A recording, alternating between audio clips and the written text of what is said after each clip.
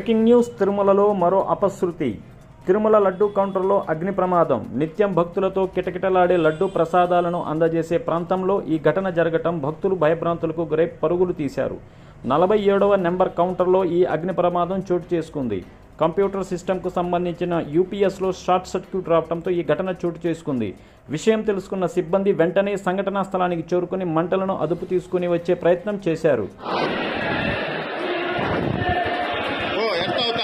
కమ్మి తాకద్దు కమ్మిని కమ్మి తాకద్దు ఎంత అవుతుంది